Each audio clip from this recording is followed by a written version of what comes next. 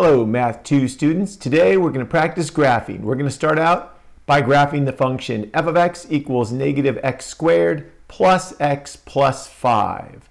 The first thing that we're going to need to do is write down all of the key characteristics of this function. Our first step is to write down our a value, our b value, and our c value. Our a is negative 1, our b is 1, and our c is 5. Now, because our a value is negative, we know that our parabola will open down. Since our a value is negative 1, it has the same a value as the parent function does, although the parent function has a 1 that's positive. But we're not going to have a stretch or a shrink. Our graph will be the same exact shape as the parent function. Our y-intercept is 5. Now to find the vertex, we'll need to use the formula x equals negative b over 2a, which is x equals negative empty bracket over 2 empty bracket. Our b value is 1 and our a value is negative 1, so that will give us negative 1 over negative 2. So the x-coordinate of our vertex is positive 1/2.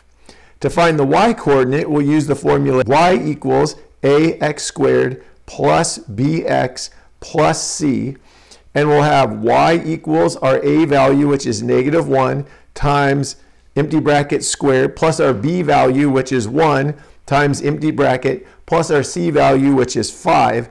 And in the empty bracket, we need to put our x value, and our x value was positive 1/2.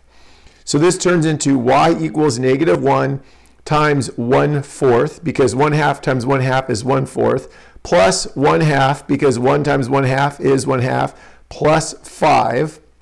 And so negative 1 times 1/4 is negative 1/4, plus 1/2, plus 5. Negative 1/4 plus 1/2 is positive 1/4, plus 5, which is 5 1/4. Now, for both of these, when I write down the answer, I'm going to put it as a decimal. So I'm going to say that my vertex is 0.5, comma 5.25. And that is my vertex. The axis of symmetry will always match the x-coordinate of the vertex. So my axis of symmetry is x equals 0.5. The domain for this function is all real numbers.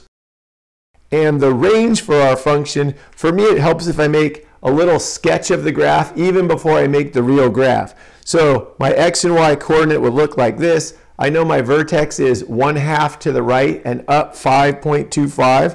And I know that my parabola is going to open down. So this would be 0.5, comma 5.25. So my whole entire parabola is below 5.25.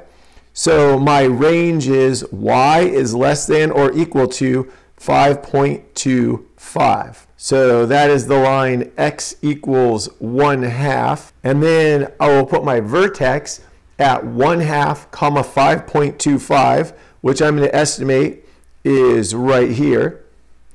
Then I'm going to put the y-intercept on the graph, which is 0, comma 5. That's right there. And this distance between the axis of symmetry and the point 0, comma 5 is half of a space. So I know on the other side of the axis of symmetry, I'll have another point that is half a space away. So my third symmetrical point will be here at 1, comma 5. Now my graph is going to be the same shape as the parent function. It's going to be a U-shaped curve that looks like this. The next problem we're going to do is we're going to take the function f of x equals negative 3x squared, and we're going to compare this function to the parent function. Again, we're going to start out the same way. We're going to write down the key characteristics. On this problem, our a value is negative 3, our b value is 0, and our c value is 0. Our a value is negative, so our parabola will open down. Our a value is negative 3, so this will be a vertical stretch compared to the parent function. Our y-intercept will match our c value, and our c value is 0, so our y-intercept is 0. Our vertex is going to be 0, 0, and I know that because my b value and my c value are both 0. Whenever that happens, your vertex will be at the origin. My axis of symmetry is going to match the x-coordinate of my vertex, so that will be x equals 0. My domain is all real numbers. And again, before I make a decision about my range, I'm going to make a quick little graph, and I have a vertex at 0, 0, and it's going to open down. So my whole entire parabola is below the origin. So my range is y is less than or equal to 0. And again, that number will always match the y-coordinate of your vertex. So now we need to write a written description of how our function compares to the parent function. The main two things I need to look at is that my a value is negative and that my a value is a number greater than 1.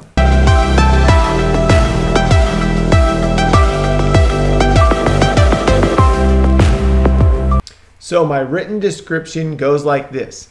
The function f of x equals negative 3x squared has a vertical stretch by a factor of 3, which will make it narrower than the parent function. It will also be reflected over the x-axis. This problem again asks us to compare the function f of x equals 1/2 x squared minus 4 with the parent function. Just like on the other two problems, the first step is to write down the key characteristics of this function. On this problem, our a value is 1/2. Our b value is 0 because there's no number connected to an x, only an x squared. And our constant term is negative 4. Since our a is 1/2 and that's positive, this parabola will open up. Since our a value is a proper fraction, we will be experiencing a vertical shrink compared to the parent function. That will make it look wider than the parent function. Our c value is negative 4, so our y-intercept is negative 4. For my vertex, I'm going to do some quick calculations. X equals negative b over 2a. So I have negative empty bracket over 2 empty bracket. My b value is 0 and my a value is 1/2. So that's going to give me 0 over 2 times 1/2 is 1, and 0 divided by 1 is 0. So my x-coordinate of my vertex is 0.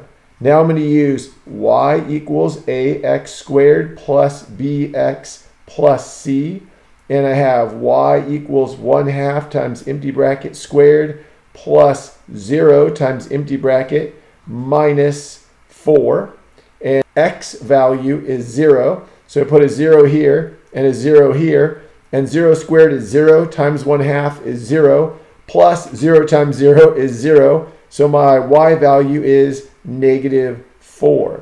So the vertex on this problem is 0, negative 4, which makes sense because I know that 4 causes a vertical translation down 4 units from where the parent function would have its vertex at 0, 0.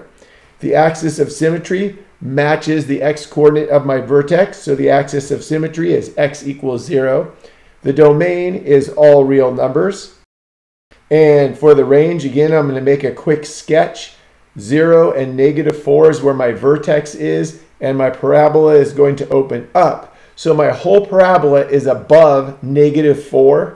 So my range is y is greater than or equal to negative 4. Now for the written description of this function as it compares to the parent function.